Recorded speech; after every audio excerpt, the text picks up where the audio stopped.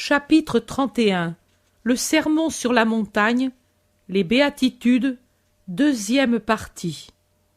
Le lieu et l'heure sont toujours les mêmes. Il y a encore plus d'affluence, dans un coin près d'un sentier, comme s'il voulait entendre sans provoquer l'hostilité de la foule, il y a un Romain.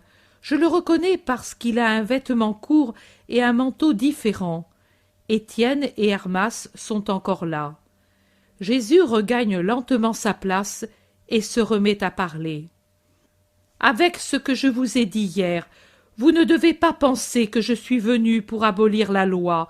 Non, seulement, puisque je suis l'homme et que je comprends les faiblesses de l'homme, j'ai voulu vous encourager à la suivre en dirigeant votre regard spirituel non pas vers l'abîme noir, mais vers l'abîme lumineux. Car si la peur du châtiment peut retenir 3 fois sur 10, la certitude de la récompense vous donne de l'élan 7 fois sur 10. La confiance est donc plus efficace que la peur, et je veux que vous la possédiez pleine, assurée, pour pouvoir réaliser non pas 7 parts de bien sur 10, mais 10 parts sur 10, et conquérir cette très sainte récompense du ciel. Je ne change pas un iota de la loi. Et qui l'a donnée au milieu des foudres du Sinaï? Le Très-Haut. Qui est le Très-Haut? Le Dieu un et trin. D'où l'a-t-il tiré? De sa pensée. Comment l'a-t-il donnée? Par sa parole. Pourquoi l'a-t-il donnée? À cause de son amour. Vous voyez donc que la Trinité était présente, et le Verbe, obéissant comme toujours à la pensée et à l'amour, a parlé au nom de la pensée et au nom de l'amour. Pourrais-je me démentir moi-même? Non, je ne le pourrais pas.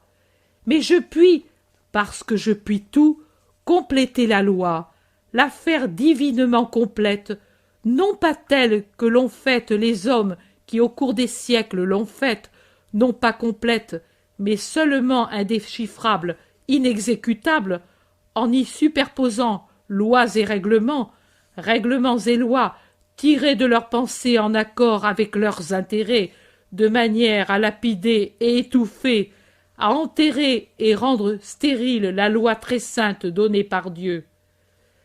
Est-ce qu'une plante peut survivre si on la submerge continuellement sous des avalanches, des décombres, des inondations? Non, la plante meurt. La loi est morte dans beaucoup de cœurs, étouffée sous l'avalanche de trop de superstructures. Je suis venu les enlever toutes, et, la loi une fois sortie du tombeau, une fois ressuscitée, voici que j'en fais non plus une loi, mais une reine. Ce sont les reines qui promulguent les lois. Les lois sont l'œuvre des reines, mais elles ne sont pas plus que des reines. Moi, au contraire, je fais de la loi la reine, je la complète, je la couronne en mettant à son sommet le diadème des conseils évangéliques. D'abord, il y avait l'ordre. Maintenant, il y a plus que l'ordre. D'abord, il y avait l'indispensable. Maintenant, il y a plus que l'indispensable. Maintenant, c'est la perfection. Celui qui dispose de la loi comme je vous la donne à l'instant est roi, car il a rejoint le parfait, parce qu'il n'a pas été seulement obéissant, mais héroïque, c'est-à-dire saint. Car la sainteté est l'ensemble des vertus portées au sommet le plus haut que puisse atteindre la créature, des vertus aimées héroïquement et servies avec le détachement complet de tout ce qui est appétit ou réflexion humaine pour quelque chose que ce soit. Je pourrais dire que le saint est celui auquel l'amour et le désir s'opposent à toute vue qui n'est pas Dieu. N'étant pas distrait par des vues inférieures, il a les yeux du cœur fixés sur la splendeur toute sainte qui est Dieu, et dans laquelle il voit, car tout est en Dieu, les frères qui s'agitent et tendent leurs mains suppliantes, et sans détacher ses yeux de Dieu, le saint s'épanche sur ses frères suppliants. Contre la chair, contre les richesses, contre le confort, il dresse son idéal, servir. Le saint, un être pauvre, un être amoindri? Non, il est arrivé à posséder la vraie sagesse et la vraie richesse. Il possède donc tout, et il ne sent pas la fatigue, car s'il est vrai qu'il ne cesse de produire, il est vrai aussi qu'il ne cesse de se nourrir. Car s'il est vrai qu'il comprend la douleur du monde, il est vrai aussi qu'il se nourrit de la joie du ciel. De Dieu lui vient sa nourriture. En Dieu, il a sa joie. C'est la créature qui a compris le sens de la vie. Comme vous voyez, je ne change ni ne mutile la loi, comme je ne la corromps pas en lui superposant des théories humaines toujours en fermentation, mais je la complète. Elle est ce qu'elle est, et telle elle restera jusqu'au dernier jour, sans qu'on en change un seul mot ou qu'on en supprime un commandement. Mais elle est couronnée de perfection. Pour avoir le salut, il suffit de l'accepter, comme elle a été donnée. Pour s'unir immédiatement à Dieu, il faut la vivre comme je conseille de le faire. Mais puisque les héros sont l'exception, je vais parler pour les âmes ordinaires, pour la masse des âmes, pour qu'on ne dise pas que pour vouloir la perfection, je laisse inconnu ce qui est nécessaire. Cependant, de ce que je vous dis, retenez bien ceci. Celui qui se permet de violer un des plus petits de ces commandements sera considéré comme un des plus petits dans le royaume des cieux, et celui qui en amènera d'autres à les violer sera considéré comme très petit pour lui et pour celui qui l'a amené à les violer.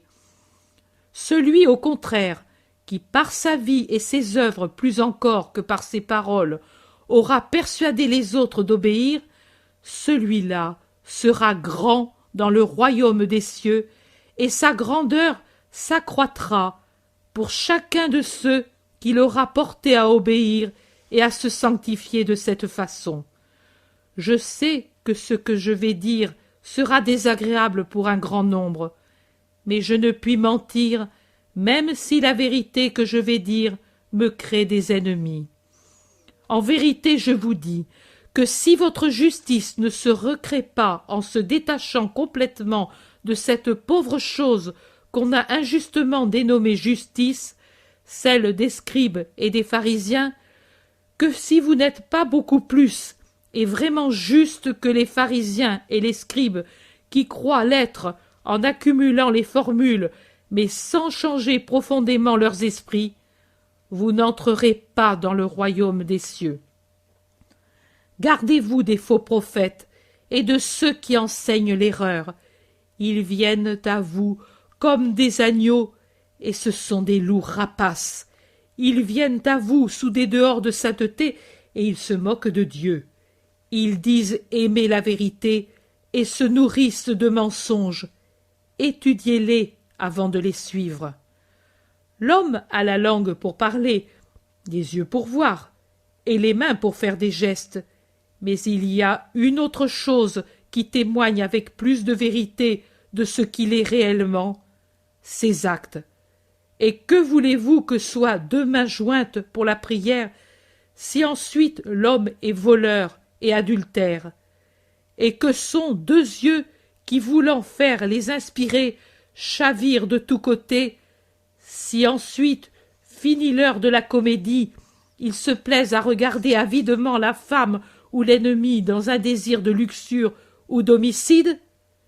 Et que voulez-vous que soit la langue qui sait siffler la chanson mensongère de la louange et séduire par ses paroles mielleuses, alors qu'ensuite, par derrière, elle vous calomnie et est capable de se parjurer pour vous faire passer pour des gens méprisables?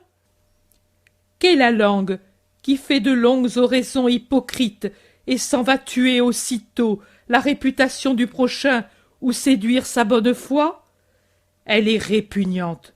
Répugnants sont les yeux et les mains qui mentent, mais les actes de l'homme, les vrais actes, c'est-à-dire sa façon de se comporter en famille, dans le commerce, envers le prochain et les serviteurs, voilà ce qui témoigne. Celui-ci est un serviteur du Seigneur, car les actions saintes sont le fruit d'une religion vraie. Un bon arbre ne donne pas de mauvais fruits, et un arbre mauvais ne donne pas de bons fruits.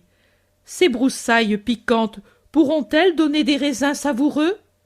Et ces chardons encore plus piquants pourront-ils faire mûrir des figues délicieuses? Non, en vérité, vous ne cueillerez sur les premières que quelques mûres peu agréables, et ce sont des fruits immangeables que donneront ces fleurs épineuses tout en étant des fleurs. L'homme qui n'est pas juste pourra inspirer le respect par son aspect, mais par cela uniquement. Même ce chardon plumeux semble une touffe de fil d'argent très fin que la rosée a orné de diamants. Mais si par inadvertance vous le touchez, vous voyez que cette touffe n'est qu'une masse de piquants qui vous font souffrir, nuisibles aux brebis. Aussi les bergers les arrachent de leur pâturage et les jettent au feu allumé pendant la nuit pour que les graines n'échappent pas à la destruction. Juste mesure de prévoyance. Moi, je ne vous dis pas tuez les faux prophètes et les fidèles hypocrites. Au contraire, je vous dis laissez-en la charge à Dieu. Mais je vous dis faites attention, écartez-vous-en pour ne pas être empoisonnés par leur suc. Comment Dieu doit être aimé? Je l'ai dit hier. J'insiste sur la façon dont on doit aimer le prochain. Autrefois on disait « Tu aimeras ton ami et tu détesteras ton ennemi ». Non, non, pas ainsi. C'était bon pour les temps où l'homme n'avait pas le réconfort du sourire de Dieu. Mais maintenant viennent des temps nouveaux, des temps où Dieu aime tant l'homme qu'il lui envoie son Verbe pour le racheter. Maintenant le Verbe parle, et c'est déjà la grâce qui se répand. Puis le Verbe consommera le sacrifice de paix et de rédemption, et la grâce non seulement sera répandue, mais sera donnée à tout esprit qui croit au Christ. C'est pour cela qu'il faut élever l'amour du prochain à la perfection qui ne distingue pas l'ami de l'ennemi. On vous calomnie? Aimez et pardonnez. On vous frappe? Aimez et présentez l'autre joue à qui vous gifle, en pensant qu'il vaut mieux que la colère s'attaque à vous qui savez la supporter, plutôt qu'à un autre qui se vengerait de l'affront. On vous a volé? Ne pensez pas « Mon prochain est un être cupide », mais pensez charitablement « Mon pauvre frère est dans le besoin », et donnez-lui aussi la tunique s'il vous a déjà enlevé le manteau. Vous le mettrez dans l'impossibilité de faire un double vol, car il n'aura plus besoin de voler la tunique d'un autre. Vous dites « Ce pourrait être vice et non besoin ». Eh bien, donnez-le quand même, Dieu vous en récompensera, et l'injuste expira. Mais souvent, et cela rappelle ce que j'ai dit hier de la douceur, de se voir ainsi traité, le pécheur renoncera sincèrement à son vice et se rachètera en réparant le vol par la restitution. Soyez généreux envers ceux qui, plus honnêtes, vous demandent, au lieu de vous voler, ce dont ils ont besoin. Si les riches étaient réellement pauvres en esprit, comme je vous l'ai enseigné hier, il n'y aurait plus ces pénibles inégalités sociales, cause de tant de malheurs humains et surhumains. Pensez toujours, mais si moi j'avais été dans le besoin, quel effet m'aurait produit le refus d'une aide? Et d'après la réponse, agissez. Faites aux autres ce que vous voudriez qu'on vous fasse, et ne faites pas aux autres ce que vous ne voudriez pas qu'il vous soit fait. L'ancienne parole « œil pour œil, dent pour dent » n'est pas dans les 10 commandements, mais on l'a ajouté parce que l'homme privé de la grâce est tellement féroce qu'il ne peut comprendre que la vengeance. Elle est annulée, bien sûr qu'elle est annulée par la nouvelle parole. Aime celui qui te hait, prie pour celui qui te persécute, justifie celui qui te calomnie, bénis celui qui te maudit, fais du bien à celui qui te fait du tort, sois pacifique avec le querelleur, condescendant avec celui qui t'importune, volontiers secourable pour celui qui te sollicite. Ne sois pas usurier, ne critique pas, ne juge pas. Vous ne connaissez pas les raisons des actions des hommes. En toutes sortes d'aides, soyez généreux, soyez miséricordieux. Plus vous donnerez, et plus l'on vous donnera. Et Dieu versera dans le sein de l'homme généreux une mesure pleine et bien tassée. Dieu vous donnera non seulement pour ce que vous avez donné, mais davantage et davantage encore. Cherchez à aimer et à vous faire aimer. Les procès coûtent plus qu'un arrangement à l'amiable, et la bonne grâce est comme du miel dont la saveur reste longtemps sur la langue. Aimez, aimez, aimez, amis et ennemis, pour être semblable à votre Père qui fait pleuvoir sur les bons et les méchants et fait luire son soleil sur les justes et les injustes, se réservant de donner un soleil et des rosées éternelles, et le feu et la grêle infernaux, quand on aura trié les bons comme des épis choisis dans les gerbes de la récolte. Il ne suffit pas d'aimer ceux qui vous aiment et de qui vous espérez un retour. Il n'y a pas de mérite à cela. C'est une joie, et même les hommes naturellement honnêtes savent le faire. Même les publicains le font, et aussi les gentils.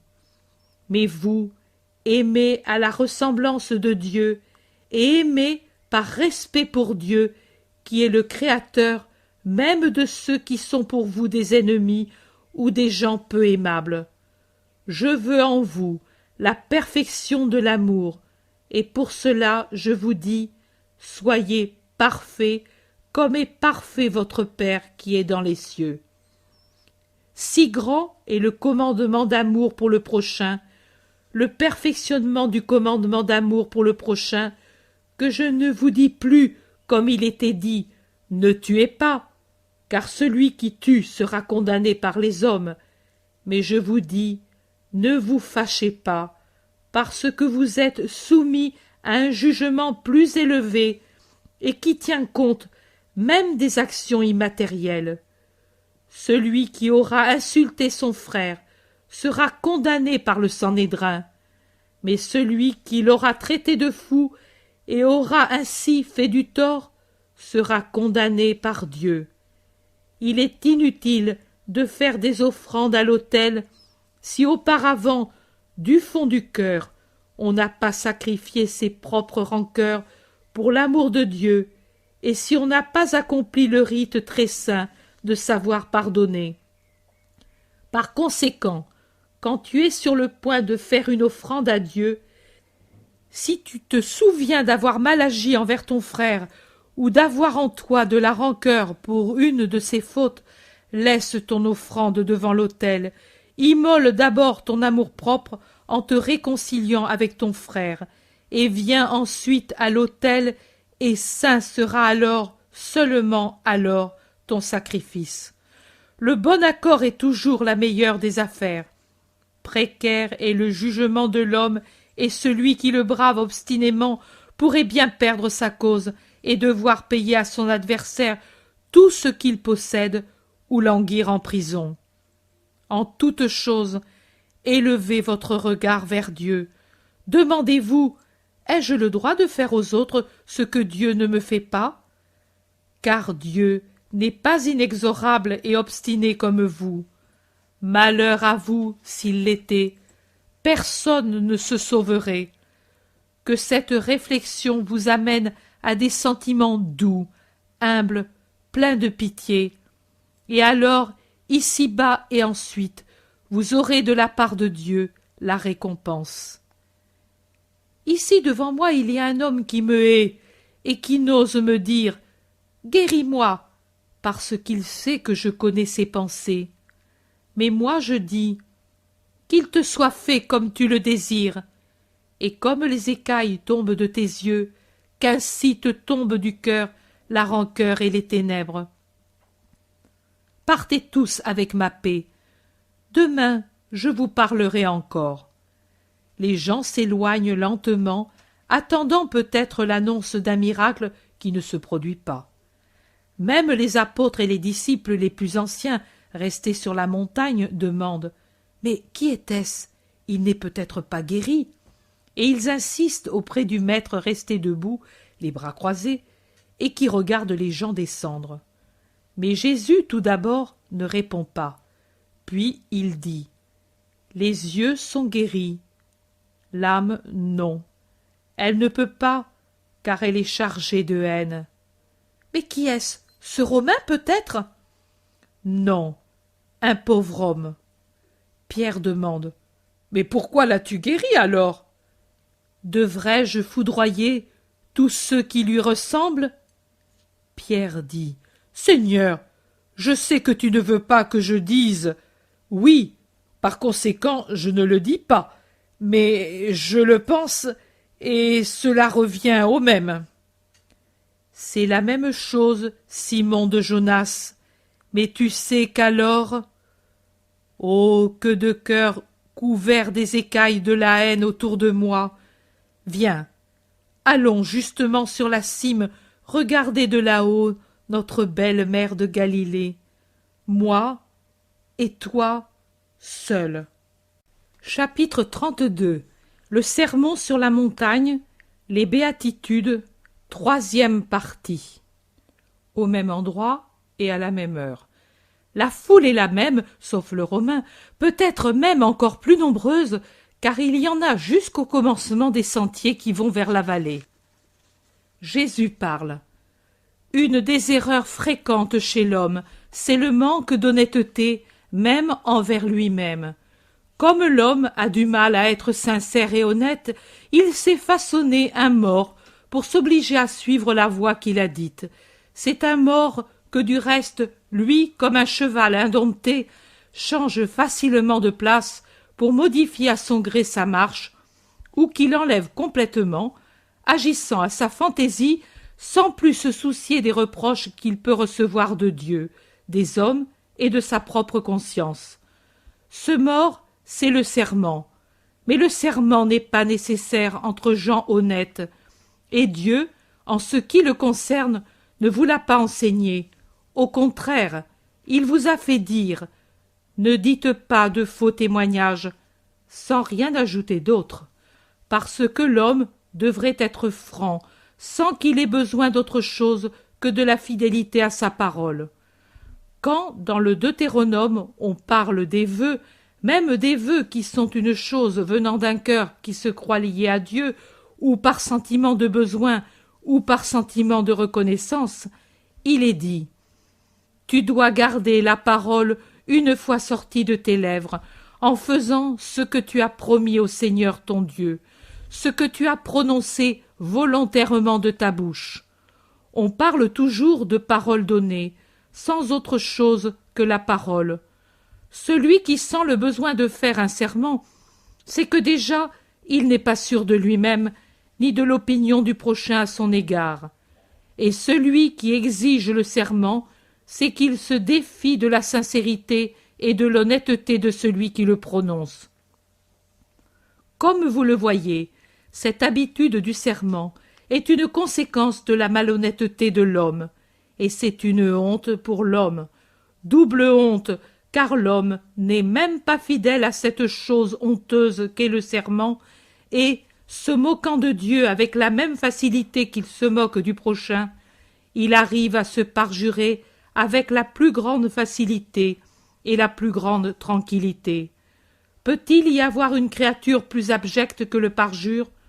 Celui-ci use souvent d'une formule sacrée, en demandant par conséquent la complicité et la garantie de Dieu, ou bien il invoque les affections les plus chères, le père, la mère, l'épouse, les enfants, ses morts, sa vie elle-même et ses organes les plus précieux, qu'il appelle à l'appui de ses dires mensongers. Il amène ainsi son prochain à se fier à lui. Il le trompe donc. C'est un sacrilège, un voleur, un traître, un homicide. De qui? Mais de Dieu, puisqu'il mélange la vérité à l'infamie de ses mensonges et le bafoue en le bravant. Frappe-moi, démens-moi si tu peux. Tu es là-bas, moi je suis ici et je m'en ris. Oui, riez, riez bien, ô menteurs et railleurs, mais viendra le moment où vous ne rirez pas, et ce sera quand celui à qui est remis tout pouvoir vous apparaîtra terrible dans sa majesté, et par son seul aspect vous rendra attentif, et vous foudroiera de son seul regard, avant encore que sa voix ne vous précipite vers votre destin éternel, en vous marquant de sa malédiction. C'est un voleur, car il s'approprie une estime qu'il ne mérite pas. Le prochain, frappé par son serment, la lui accorde, et le serpent s'en fait un ornement en se montrant pour ce qu'il n'est pas. C'est un traître, car par son serment, il promet une chose qu'il ne veut pas tenir. C'est un homicide, parce que soit il tue l'honneur de son semblable en lui enlevant par son faux serment l'estime du prochain, soit il tue sa propre âme, car le parjure est un abject pécheur aux yeux de Dieu qui voit la vérité, même si personne d'autre ne la voit. On ne trompe pas Dieu, ni avec des paroles menteuses, ni par une conduite hypocrite. Lui voit. Pas un seul instant il ne perd de vue chacun des hommes. Il n'y a pas de forteresse ni de souterrain où ne puisse pénétrer son regard. Même en votre intérieur, la forteresse que chaque homme a autour de son cœur, Dieu pénètre, et il ne vous juge pas sur vos serments, mais sur vos actions. Voilà pourquoi, moi, à l'ordre qui a été donné, quand fut mis en usage le serment pour mettre un frein au mensonge et à la facilité de manquer à la parole donnée, je substitue un autre ordre. Je ne dis pas comme les anciens. Ne vous parjurez pas, mais soyez fidèles à vos serments. Mais je vous dis, ne faites jamais de serment, ni au nom du ciel qui est le trône de Dieu, ni par la terre qui est l'escabeau de ses pieds, ni par Jérusalem et son temple qui sont la cité du grand roi et la maison du Seigneur notre Dieu. Ne jurez pas sur les tombes des trépassés, ni sur leurs esprits. Les tombes sont pleines des restes de ce qui est inférieur dans l'homme et de ce qui est commun avec les brutes. Les esprits, laissez-les dans leur demeure. Faites qu'ils ne souffrent pas et ne soient pas horrifiés s'il s'agit des esprits de justes qui sont déjà dans une préconnaissance de Dieu. Et parce qu'il s'agit d'une préconnaissance, c'est-à-dire une connaissance partielle, car jusqu'au moment de la rédemption, ils ne posséderont pas Dieu dans la plénitude de sa splendeur, ils ne peuvent pas ne pas souffrir de vous voir pécheurs. Et s'ils ne sont pas justes, n'augmentez pas leurs tourments en leur rappelant leurs péchés par le vôtre. Laissez les morts saints dans la paix et ceux qui ne sont pas saints dans leur peine. N'enlevez rien au premier, n'ajoutez rien au second. Pourquoi faire appel aux morts? Ils ne peuvent parler. Les saints, parce que la charité le leur défend. Ils devraient trop souvent vous démentir. Les damnés, parce que l'enfer n'ouvre pas ses portes et que les damnés n'ouvrent la bouche que pour maudire, et parce que toute voix est étouffée par la haine de Satan et des Satans, car les damnés sont des Satans. Ne jurez ni sur la tête de votre père, ni sur celle de votre mère, ni sur celle de votre épouse ou de vos enfants innocents. Vous n'en avez pas le droit. Sont-ils par hasard de l'argent ou une marchandise? Sont-ils une signature sur un papier? Ils sont plus et moins que ces choses. Ils sont le sang et la chair de ton sang, homme. mais ils sont aussi des créatures libres, et tu ne peux t'en servir comme esclave pour garantir un faux que tu as fait. Et ils sont moins que ta propre signature, car tu es intelligent, libre et adulte, et non pas un interdit ou un enfant qui n'est pas au courant et qui, pour cette raison, doit être représenté par ses parents.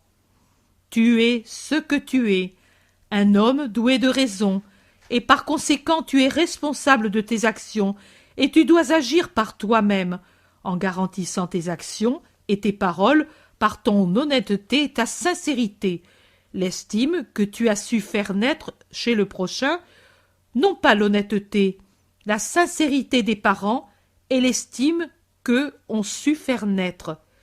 Les pères sont-ils responsables de leurs enfants? Oui, mais tant qu'ils sont mineurs. Ensuite, chacun est responsable de lui-même.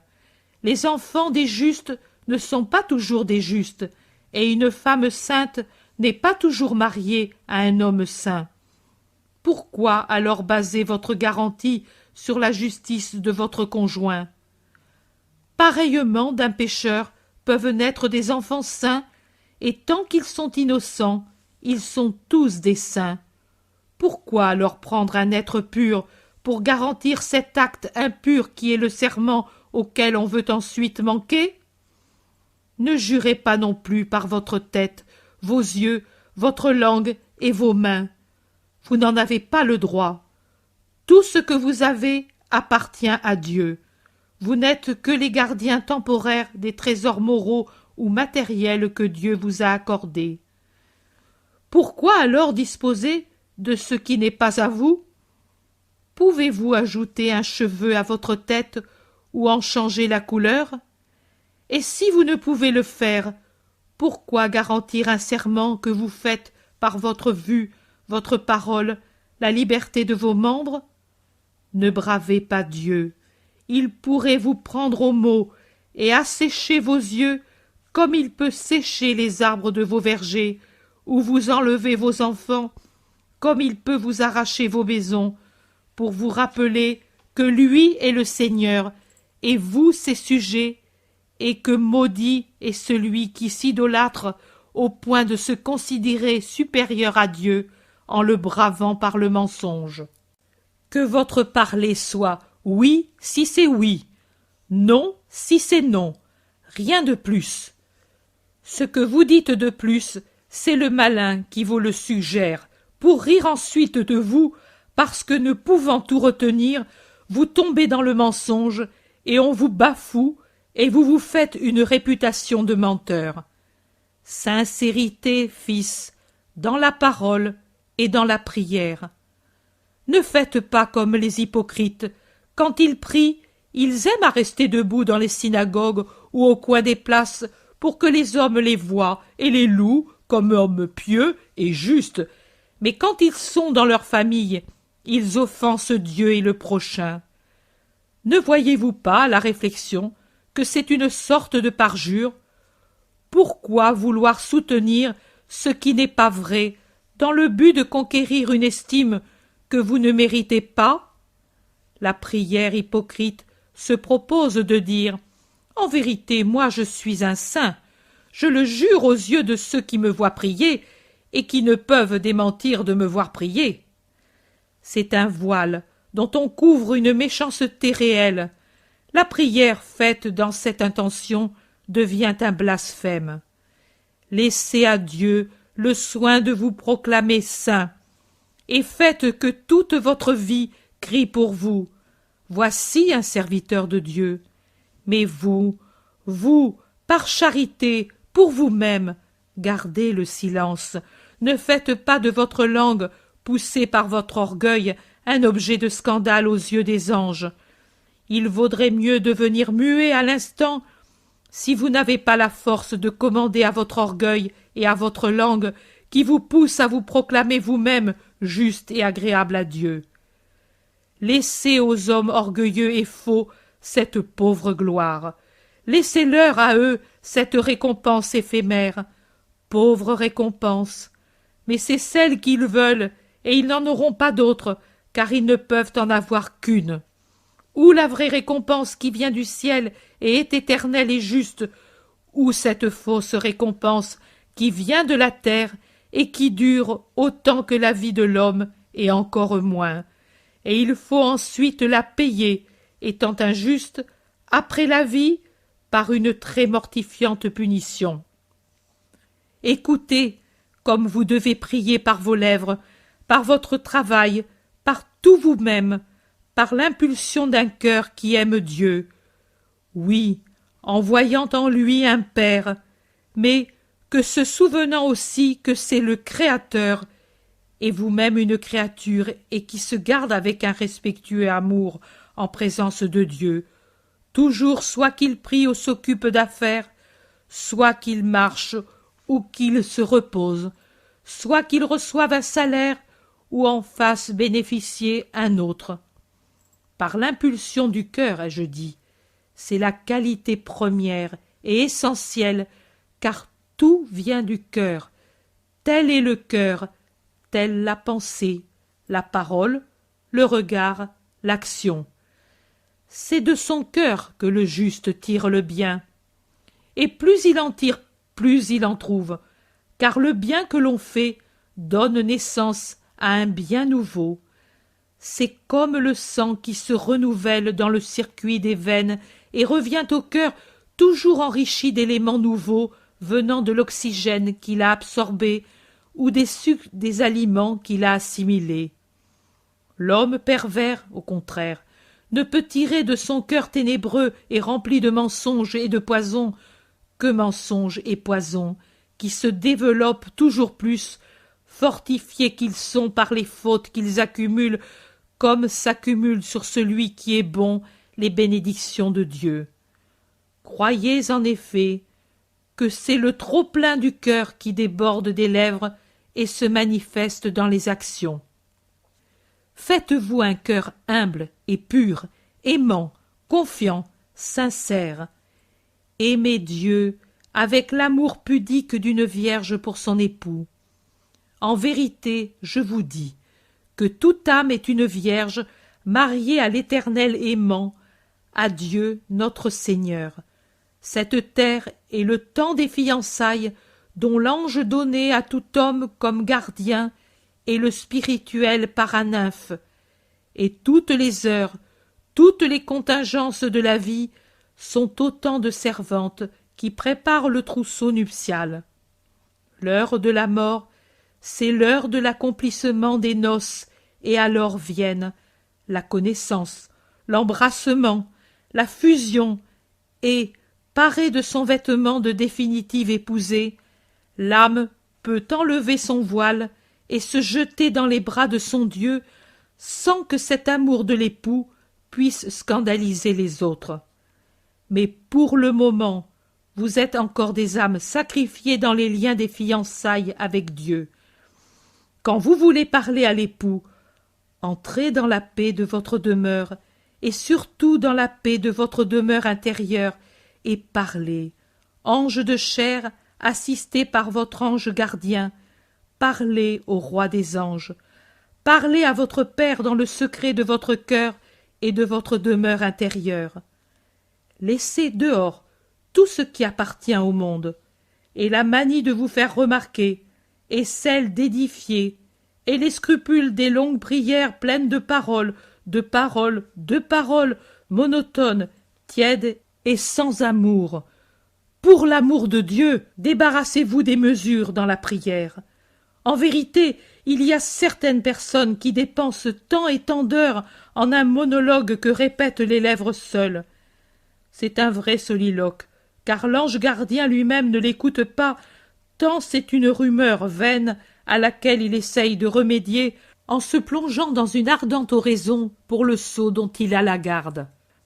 En vérité, il y a des personnes qui n'emploieraient pas ces heures d'une autre manière, même si Dieu leur apparaissait pour leur dire « Le salut du monde exige que vous abandonniez ce bavardage sans âme pour aller en toute simplicité puiser de l'eau à un puits et arroser le sol par amour pour moi et pour vos semblables. » En vérité, il y a des personnes qui croient leur monologue plus important que l'accueil courtois d'un visiteur ou le secours charitable apporté à qui en a besoin.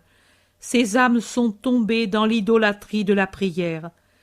La prière est un acte d'amour. On peut aimer aussi bien en faisant le pain qu'en priant, en assistant un infirme qu'en méditant, en vaquant aux tâches familiales qu'en faisant un pèlerinage au temple, en sacrifiant même nos justes désirs de nous recueillir dans le Seigneur qu'en sacrifiant un agneau. Il suffit d'imprégner d'amour tout son être et toute son activité. N'ayez pas peur, le Père voit, le Père comprend, le Père écoute, le Père accorde ce qu'il faut. Que de grâce n'accorde-t-il pas pour un seul soupir d'amour vrai, parfait? Quelle abondance de grâce pour un sacrifice intime fait avec amour! Ne ressemblez pas aux gentils. Dieu n'a pas besoin que vous lui disiez ce qu'il doit faire parce que vous en avez besoin. Cela, les païens peuvent le dire à leurs idoles qui ne peuvent l'entendre. Mais n'agissez pas ainsi avec Dieu, avec le Dieu vrai, spirituel, qui n'est pas seulement Dieu et roi, mais qui est aussi votre Père et qui sait, avant que vous ne le lui demandiez, ce dont vous avez besoin. Demandez et l'on vous donnera, cherchez et vous trouverez, frappez et l'on vous ouvrira. Car quiconque demande reçoit, qui cherche trouve, et qui frappe à la porte la voit s'ouvrir. Quand un enfant vous tend sa petite main en disant « Père, j'ai faim », lui donnez-vous une pierre par hasard? Lui donnez-vous un serpent s'il demande un poisson? Non, bien sûr, mais en donnant pain et poisson, vous ajoutez une caresse et une bénédiction, car il est doux à un père de nourrir son enfant et de voir son sourire heureux. Si donc vous, dont le cœur est imparfait, savez donner de bonnes choses à vos enfants par le seul amour naturel que l'animal aussi a pour ses petits, bien plus votre Père qui est dans les cieux accordera à ceux qui le lui demandent ce qui est bon et nécessaire pour leur bien. N'ayez pas peur de demander, et n'ayez pas peur de ne pas obtenir. Cependant, je vous mets en garde contre une erreur où l'on tombe facilement. Cependant, ne faites pas comme ceux qui sont faibles dans leur foi et leur amour, les païens de la vraie religion.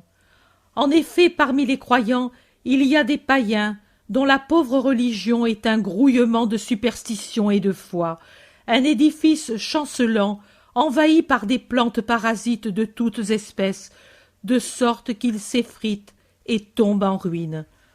Ces gens faibles et païens sentent mourir leur foi s'ils ne se voient pas exaucés. Vous, vous demandez, et il vous paraît juste de demander. En effet, à ce moment-là, cette grâce ne serait pas inutile, mais la vie ne se termine pas avec ce moment, et ce qui est bien aujourd'hui pourrait ne pas l'être demain. Cela, vous ne le savez pas, parce que vous ne connaissez que le moment présent, et c'est encore une grâce de Dieu. Mais Dieu connaît aussi l'avenir, et souvent, pour vous épargner une peine plus grande, il laisse une prière non exaucée. En mon année de vie publique, plus d'une fois, j'ai entendu des cœurs qui gémissaient. Combien j'ai souffert alors, quand Dieu ne m'a pas écouté! Mais maintenant je dis, ce fut bien ainsi, car cette grâce m'aurait empêché d'arriver à cette heure de Dieu. J'en ai entendu d'autres qui disaient et me disaient « Pourquoi, Seigneur, ne m'exauces-tu pas? Tu l'accordes aux autres et pas à moi ?»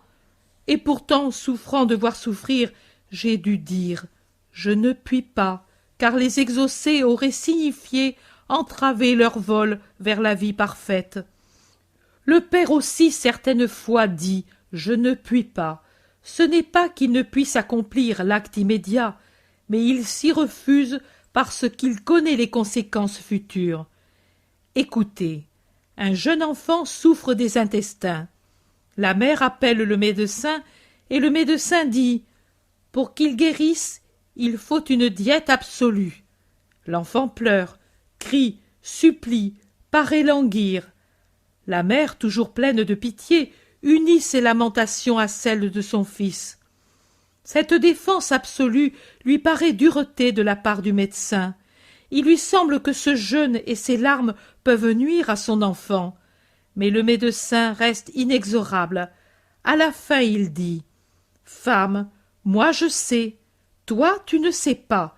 Veux-tu perdre ton enfant ou veux-tu que je le sauve ?» La mère crie « Je veux qu'il vive !» Et alors, dit le médecin, « Je ne puis permettre la nourriture, ce serait la mort. » C'est ainsi que parfois parle le Père. Vous, mère pleine de pitié pour votre moi, vous ne voulez pas l'entendre pleurer parce qu'on lui refuse une grâce.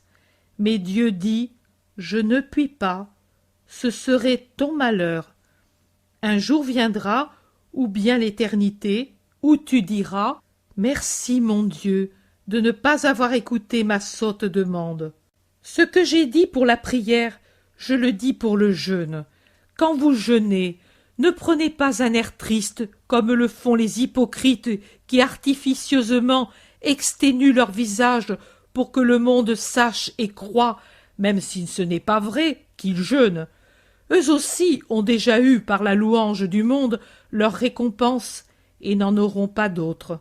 Mais vous, quand vous jeûnez, prenez un air gai, lavez-vous à plusieurs eaux le visage pour qu'il paraisse frais et lisse.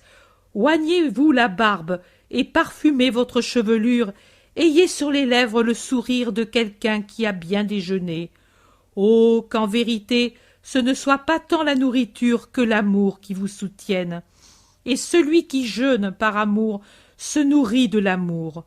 En vérité, je vous dis que même si le monde vous traite de vaniteux et de publicains, votre Père verra votre héroïque secret et vous en donnera double récompense pour le jeûne et pour le sacrifice de la louange que vous pourriez recevoir.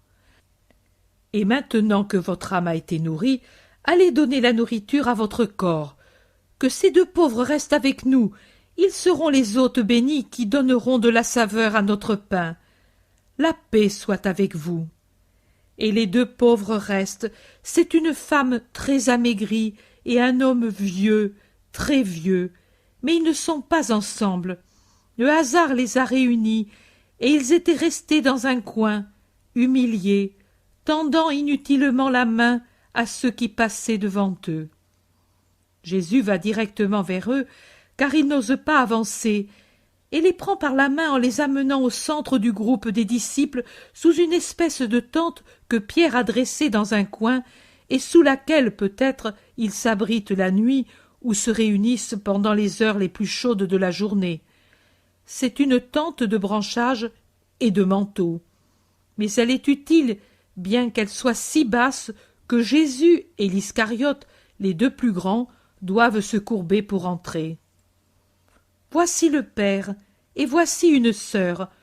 Apportez ce que nous avons, et pendant que nous prendrons notre nourriture, nous écouterons leur histoire. Et Jésus sert personnellement les deux pauvres, honteux, et en écoute la lamentable histoire.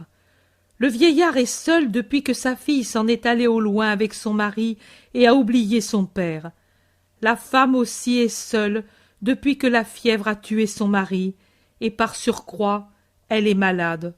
« Le monde nous méprise parce que nous sommes pauvres, » dit le vieillard. « Je vais en demandant l'aumône pour recueillir de quoi accomplir la Pâque.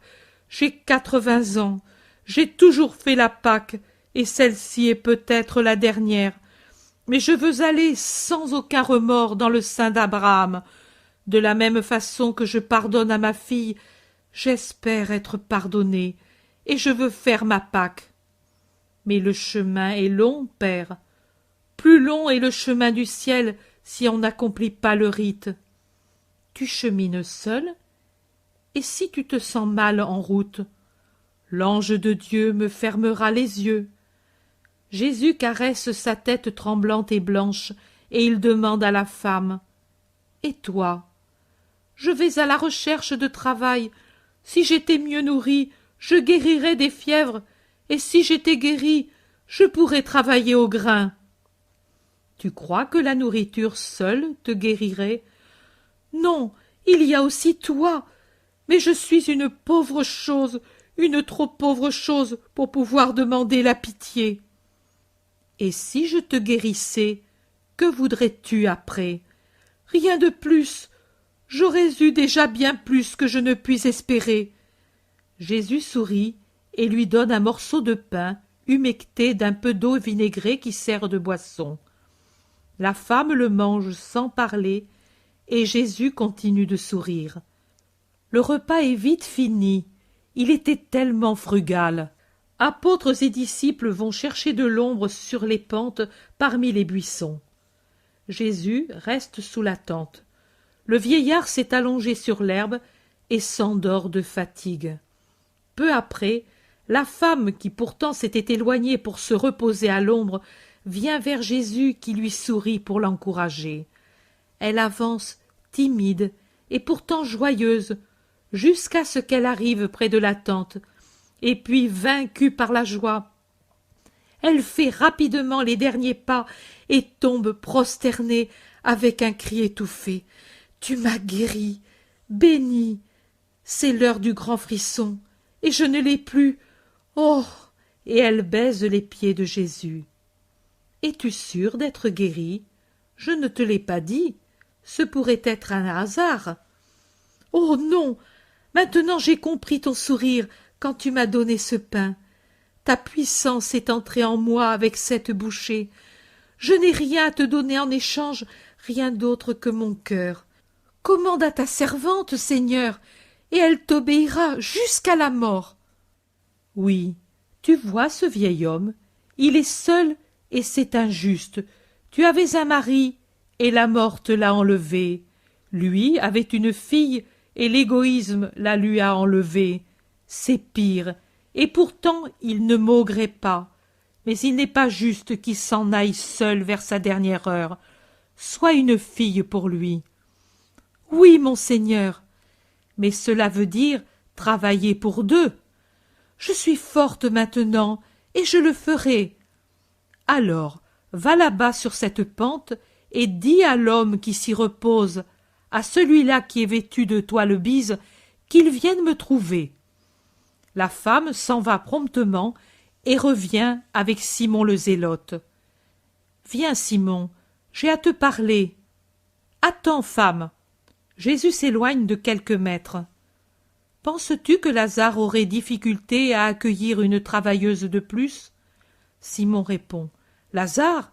Mais je crois qu'il ne sait même pas combien il a de serviteurs. Un de plus, un de moins. »« Mais qui est-ce ?»« Cette femme. Je l'ai guérie et… » »« Ça suffit, maître. Si tu l'as guérie, c'est signe que tu l'aimes. Ce que tu aimes est sacré pour Lazare. Je m'engage pour lui. »« C'est vrai. Ce que j'aime est sacré pour Lazare. Tu as bien dit. Et pour cette raison, Lazare deviendra saint, car aimant ce que j'aime, il aimera la perfection. Je veux unir ce vieil homme à cette femme et faire joyeusement à ce patriarche sa dernière Pâque. J'aime beaucoup les vieillards qui sont saints, et si je peux leur donner un crépuscule serein, je suis heureux. Simon dit, « Tu aimes aussi les enfants? » « Oui, et les malades. »« Et ceux qui pleurent? » ?»« Et ceux qui sont seuls. »« Ô mon maître, mais tu ne te rends pas compte que tu aimes tout le monde, même tes ennemis? » « Je ne m'en aperçois pas, Simon. Aimer, c'est ma nature. Voilà que le patriarche s'éveille. Allons lui dire qu'il fera la Pâque avec une fille auprès de lui et qu'il ne manquera plus de pain. » Ils reviennent à la tente où la femme les attend, et ils s'en vont tous les trois près du vieillard qui est assis et relasse ses sandales. « Que fais-tu, père ? » ?»« Je redescends vers la vallée et j'espère trouver un abri pour la nuit, et demain je m'en dirai sur la route, et puis, peu à peu, d'ici un mois si je ne meurs pas, je serai au temple. »« Non. »« Je ne dois pas ? Pourquoi ? » ?»« Parce que le bon Dieu ne le veut pas. Tu n'iras pas seul. Cette femme viendra avec toi, elle te conduira où je lui dirai, et vous serez accueillis par amour pour moi. Tu feras la Pâque, mais sans t'épuiser. Ta croix, tu l'as déjà portée, Père. Dépose-la maintenant, et recueille-toi en prière d'action de grâce pour le bon Dieu. Mais pourquoi, moi, je ne mérite pas tant. Toi, une fille, c'est plus que si tu me donnais 20 ans. Et où m'envoies-tu? Le vieil homme pleure dans le buisson de sa longue barbe. Chez Lazare de Théophile, je ne sais pas si tu le connais. Oh, je suis des confins de la Syrie, et je me souviens de Théophile, mais, ô Fils béni de Dieu, laisse-moi te bénir. Et Jésus, assis comme il l'est sur l'herbe en face du vieillard, se penche réellement pour lui permettre de lui imposer solennellement les mains sur la tête. D'une voix de tonnerre, de sa voix caverneuse de vieillard, il prononce l'antique bénédiction. Que le Seigneur te bénisse et te garde, que le Seigneur te montre sa face et ait pitié de toi, que le Seigneur tourne vers toi son regard et te donne sa paix. Jésus, Simon et la femme répondent ensemble, et qu'il en soit ainsi. Chapitre 33. Le sermon sur la montagne, les béatitudes, 4e partie. La foule augmente toujours plus à mesure que les jours passent. Il y a des hommes, des femmes, des vieillards, des enfants, des riches, des pauvres. Le couple Étienne-Hermas est toujours là, bien qu'il ne soit pas encore réuni aux anciens disciples à la tête desquels se trouve Isaac. Il y a aussi le nouveau couple constitué hier par le vieillard et la femme. Ils sont tout à fait devant, près de leur consolateur, et ils paraissent beaucoup plus à l'aise qu'hier. Le vieil homme, comme pour se dédommager des longs mois ou des années où sa fille l'a abandonné, a mis sa main rugueuse sur les genoux de la femme, et celle-ci la caresse par ce besoin inné chez la femme moralement saine d'être maternelle. Jésus passe près d'eux pour monter à sa chair rustique et en passant caresse la tête du vieillard qui le regarde déjà comme un dieu. Pierre dit quelque chose à Jésus qui lui fait un signe comme pour dire « peu importe ». Mais je ne comprends pas ce que dit l'apôtre qui pourtant reste à côté de Jésus et auquel s'unissent ensuite Jude Thaddée et Matthieu. Les autres sont perdus dans la foule. La paix soit avec vous tous. Hier j'ai parlé de la prière, du serment, du jeûne. Aujourd'hui je veux vous instruire sur d'autres perfections. Elles sont, elles aussi, prière, confiance, sincérité, amour, religion. La première dont je vais parler, c'est le juste usage des richesses changées par la bonne volonté du serviteur fidèle en autant de richesses célestes. Les trésors de la terre ne durent pas, mais les trésors du ciel sont éternels. Avez-vous en vous l'amour de ce qui vous appartient? Cela vous fait-il de la peine de mourir parce que vous ne pouvez plus vous occuper de vos biens et que vous devez les laisser? Et alors, transportez-les au ciel. Vous dites, n'entre pas au ciel ce qui est de la terre, et tu enseignes que l'argent est la chose la plus dégoûtante de la terre. Comment alors pouvons-nous la transporter au ciel? Non, vous ne pouvez pas emporter les pièces de monnaie qui sont matérielles dans le royaume où tout est spirituel, mais vous pouvez emporter le fruit de ces monnaies. Quand vous donnez votre or à un banquier, pourquoi le donnez-vous? Pour qu'il le fasse fructifier. Vous ne vous en privez certainement pas, mais momentanément, pour qu'il vous le rende tel quel. Mais vous voulez que pour 10 talents, il vous en rende 10 plus 1, ou davantage encore. Alors, Vous êtes heureux et vous louez le banquier. Autrement vous dites, il est honnête, mais c'est un imbécile. Et puis, si au lieu de 10 plus 1, il ne vous en rend que 9 en disant « j'ai perdu le reste », vous le dénoncez et le faites jeter en prison. Qu'est-ce que c'est que le fruit de l'argent? Est-ce que par hasard le banquier sème vos deniers et les arrose pour les faire croître? Non, le fruit est donné par un astucieux maniement des affaires, de sorte qu'avec les hypothèques et les prêts à intérêt, l'argent croît de l'intérêt justement requis pour l'or qui a été prêté. N'en est-il pas ainsi?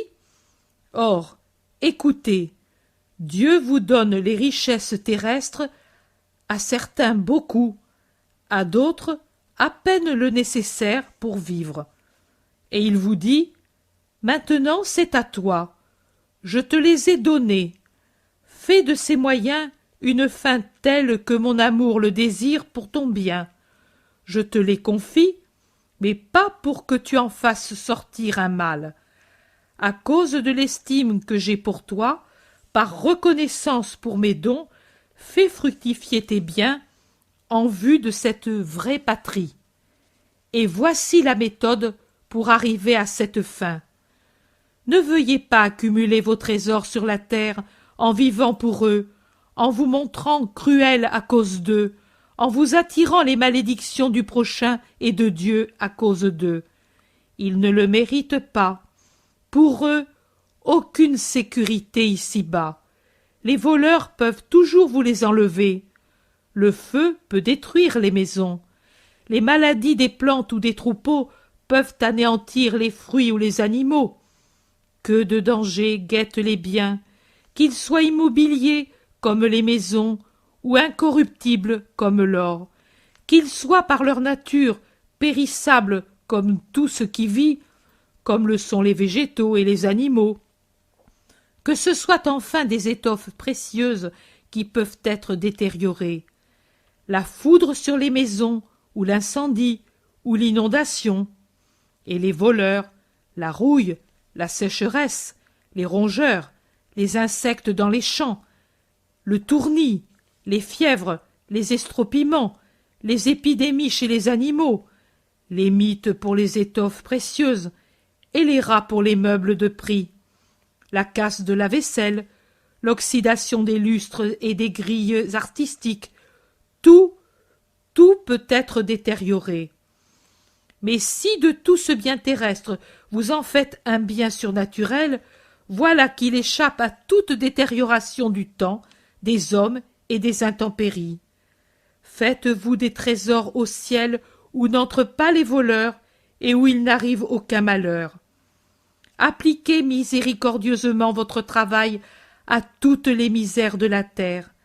Caressez-les, oui, vos pièces de monnaie, baisez-les si vous voulez, réjouissez-vous des moissons prospères, des vignes chargées de grappes, des oliviers qui ploient sous le poids d'innombrables olives, des brebis aux seins féconds et aux mamelles gonflées. Faites tout cela, mais que ce ne soit pas d'une façon stérile humaine. Faites-le par amour et admiration, joyeusement et par calcul surnaturel. Merci, mon Dieu, pour cet argent, pour ces moissons, pour ces arbres, pour ces brebis, pour ces commerces. Merci, brebis, arbres, prés, commerces qui m'êtes si utiles.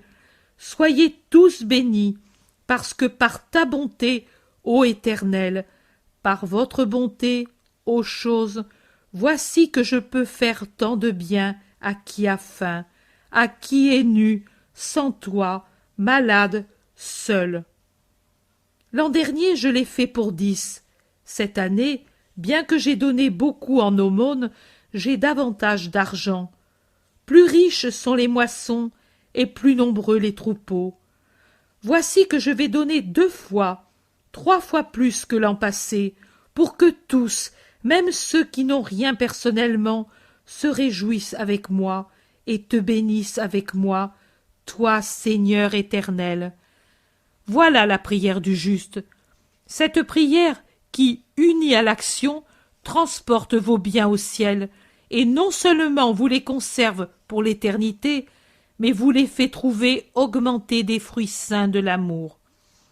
Ayez votre trésor au ciel, pour y avoir votre cœur au-dessus et au-delà du danger, pour que non seulement l'or, les maisons, les champs, les troupeaux ne puissent subir des malheurs, mais pour que votre propre cœur ne soit pas attaqué, enlevé, corrompu, brûlé, tué par l'esprit du monde.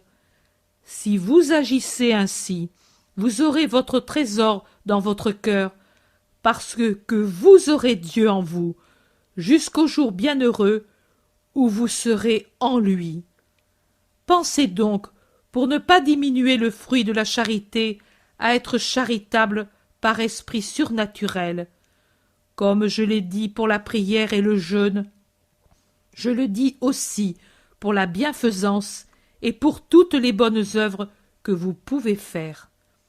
Conservez le bien que vous faites à l'abri des violations de la sensualité du monde. Conservez-le vierge de la louange humaine. Ne profanez pas la rose parfumée, véritable encensoir de parfums agréables au Seigneur, la rose parfumée de votre charité et de vos bonnes actions.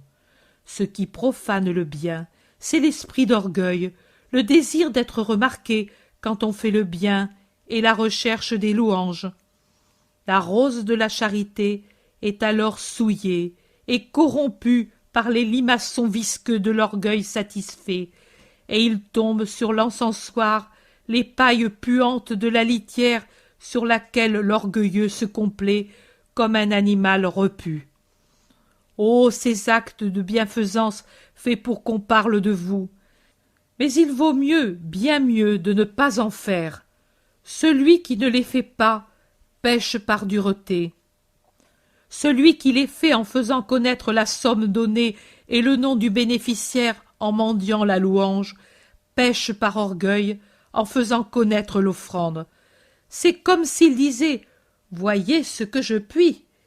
Il pêche par défaut de charité, car il mortifie le bénéficiaire en faisant connaître son nom. Il pêche par avarice spirituelle en voulant accumuler les louanges humaines. C'est de la paille, rien de plus. Faites en sorte que ce soit Dieu qui vous loue avec ses anges. Vous, quand vous faites l'aumône, ne sonnez pas de la trompette pour attirer l'attention des passants et être honorés comme les hypocrites qui cherchent les applaudissements des hommes et pour cela ne font l'aumône que là où ils peuvent être vus d'un grand nombre de gens. Eux aussi ont reçu leur récompense et n'en recevront pas d'autre de Dieu. Vous, ne tombez pas dans cette même faute et dans cette présomption. Mais quand vous faites l'aumône, que votre main gauche ne sache pas ce que fait la main droite, tant est cachée et pudique votre aumône. Et puis, oubliez-la. Ne restez pas à admirer l'acte que vous avez fait, vous gonflant comme le crapaud qui s'admire avec ses yeux voilés dans les temps et qui, voyant dans l'eau tranquille l'image des nuages, des arbres, du char arrêté près de la rive, et qui, se voyant lui si petit par rapport à ces objets, se gonfle d'air jusqu'à en éclater. Votre charité elle-même est un rien comparé à l'infini qui est la charité de Dieu. Et si vous voulez devenir semblable à lui et rendre votre petite charité grosse pour égaler la sienne, vous vous remplirez du vent de l'orgueil et finirez par périr.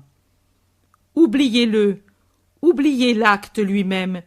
Il vous restera toujours présente une lumière, une parole douce comme le miel, et cela vous rendra le jour lumineux, doux, bienheureux, car cette lumière sera le sourire de Dieu, ce miel, la paix spirituelle qui est encore Dieu, cette voix, la voix du Dieu Père qui vous dira « Merci ». Lui voit le mal caché et le bien qui se cache, et il vous en récompensera. Je vous le... Maître, tu démens tes paroles. L'insulte rusée et imprévue vient du milieu de la foule. Tous se retournent vers cette voix. Il y a de la confusion. Pierre dit « Je te l'avais dit !» et « Quand il y a un de ceux-là, rien ne va plus !» Dans la foule, on siffle l'insulteur, on crie contre lui. Jésus est le seul qui reste calme. Il a croisé les bras sur sa poitrine et se tient droit, le front éclairé par le soleil, droit sur son rocher, dans son habit bleu foncé. L'insulteur continue, sans souci des réactions de la foule. « Tu es un mauvais maître, car tu enseignes ce que tu ne fais pas, et… »« Tais-toi, va-t'en, honte à toi !» crie la foule. Et encore, « Va trouver tes scribes. À nous, le maître nous suffit. Les hypocrites avec les hypocrites. Faux maître, usurier. » Et il continuerait, mais Jésus dit d'une voix de tonnerre, « Silence, laissez-le parler !» Et les gens ne crient plus, mais murmurent leurs reproches accompagnés d'œillades furieuses. « Oui, tu enseignes ce que tu ne fais pas. Tu dis qu'on doit faire l'aumône sans être vu, et hier, en présence de tout un peuple, tu as dit à deux pauvres, « Restez, et je vais vous rassasier. » J'ai dit que restent les deux pauvres, ils seront des hôtes bénis et donneront de la saveur à notre pain. Rien de plus, je n'ai pas dit vouloir les rassasier. Quel est le pauvre qui n'a pas au moins un pain? C'était pour nous une joie de leur donner notre bonne amitié. Eh oui, tu es astucieux, et tu sais faire l'agneau. Le vieillard se lève, se retourne et levant son bâton, il crie. Langue infernale, toi qui accuses le saint, tu crois peut-être tout connaître et pouvoir accuser avec ce que tu sais? Comme tu ignores qui est Dieu et qui est celui que tu insultes, ainsi tu ignores ses actions. Il n'y a pour les connaître que les anges et mon cœur qui est dans la jubilation. Écoutez, hommes, écoutez tous, et rendez-vous compte si Jésus est le menteur et l'orgueilleux que cette balayure du temple veut dire. Lui, tais-toi, Ismaël, tais-toi par amour pour moi. Si je t'ai fait heureux, fais-moi heureux en te taisant, lui dit Jésus sur un ton de prière. Je t'obéis, Fils saint, mais laisse-moi dire cette seule chose. La bénédiction du vieil Israélite, fidèle et sur lui, dont j'ai reçu les bienfaits de la part de Dieu.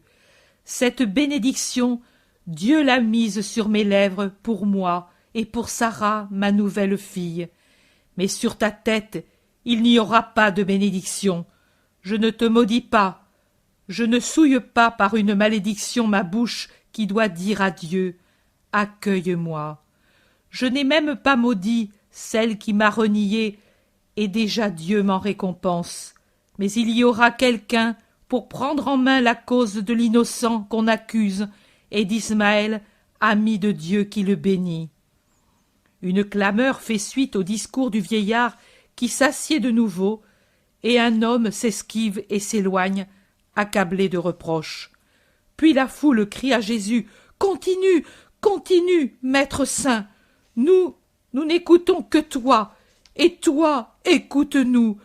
N'écoute pas ces corbeaux maudits, ils sont jaloux que nous t'aimions plus qu'eux. Mais en toi, il y a la sainteté, en eux, la perversité. Parle, parle, tu vois que nous ne désirons rien d'autre que ta parole. Maison, commerce, tout cela n'est rien pour qui veut t'entendre. Oui, je vais parler, mais ne vous faites pas de soucis. Priez pour ce malheureux. Pardonnez comme je pardonne, car si vous pardonnez aux hommes leurs fautes, votre Père des cieux vous pardonnera aussi vos péchés. Mais si vous avez de la rancune, et si vous ne pardonnez pas aux hommes, votre Père ne vous pardonnera pas non plus vos fautes. Et tous ont besoin de pardon. Je vous disais que Dieu vous récompensera, même si vous ne lui demandez pas une récompense pour le bien que vous aurez fait. Mais vous, ne faites pas le bien pour avoir une récompense, pour avoir une garantie pour le lendemain. Ne faites pas le bien en le mesurant, retenu par la crainte. Et puis pour moi, en aurais-je encore? Et si je n'ai plus rien, Qui viendra à mon aide? Trouverai-je quelqu'un pour faire pour moi ce que j'ai fait? Et quand je ne pourrai plus rien donner, est-ce qu'on m'aimera encore?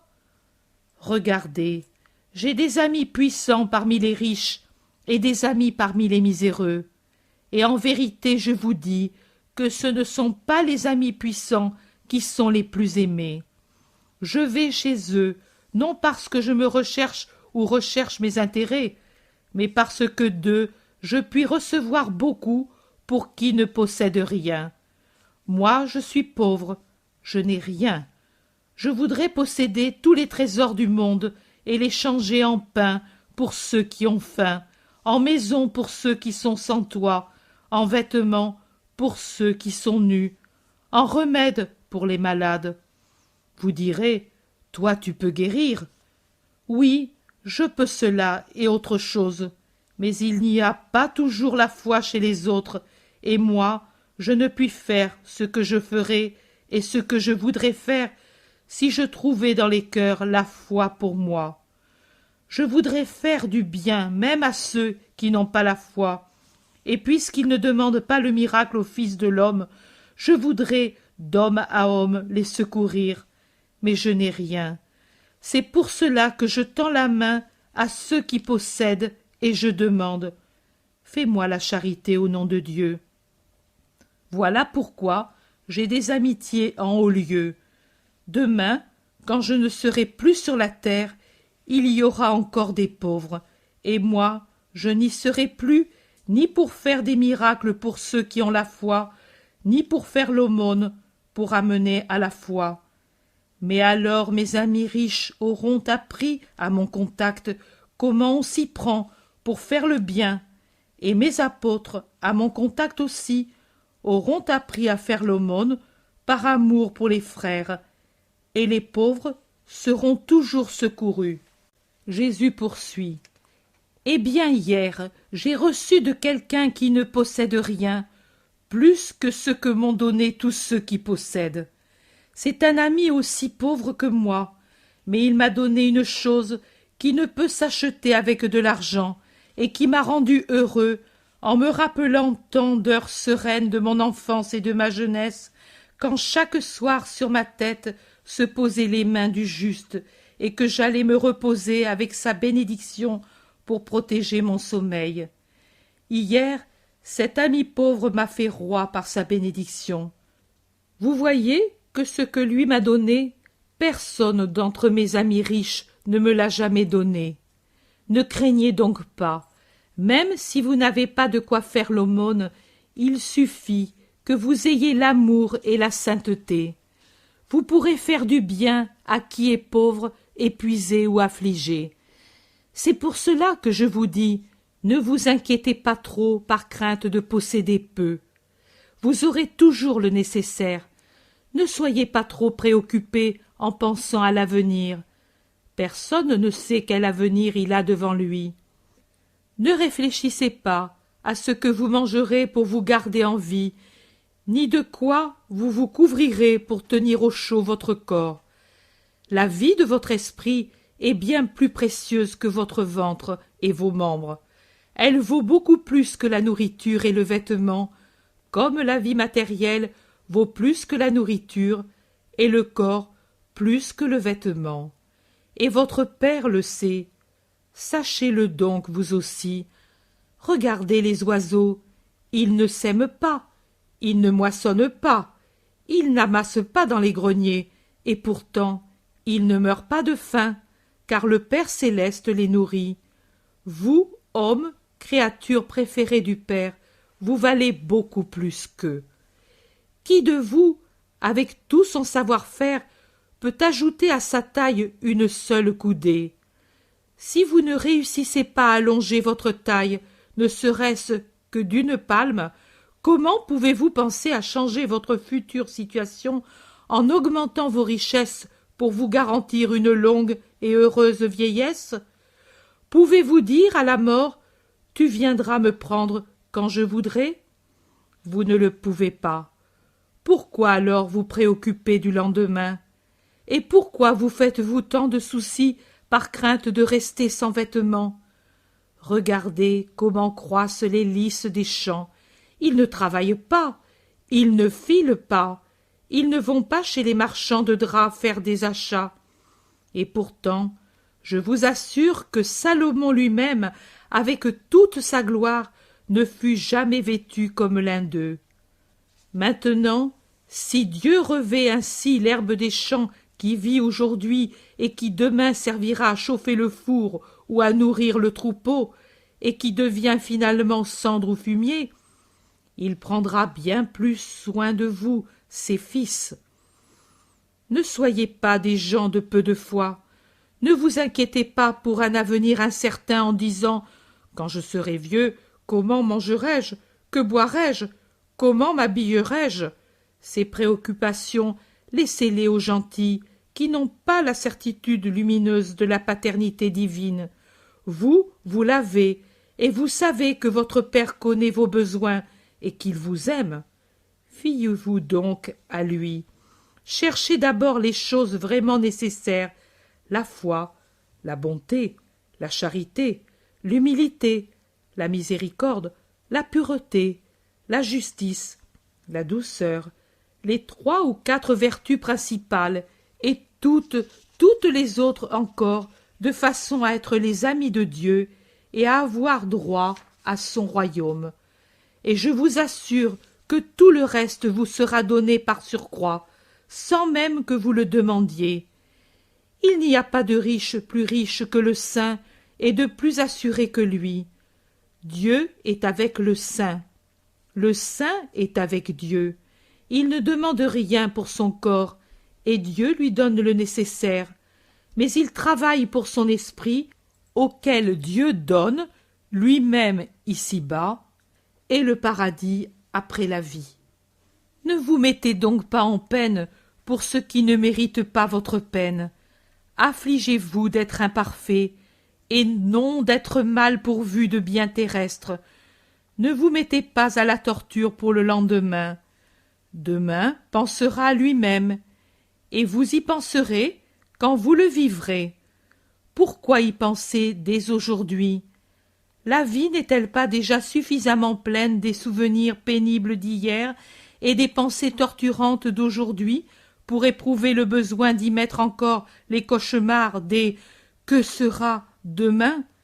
Laissez à chaque jour ses ennuis. Il y aura toujours dans la vie plus de peines que nous ne voudrions, sans ajouter les peines à venir aux présentes. Dites toujours la grande parole de Dieu. Aujourd'hui, soyez ses fils, créés à sa ressemblance. Dites donc avec lui, aujourd'hui.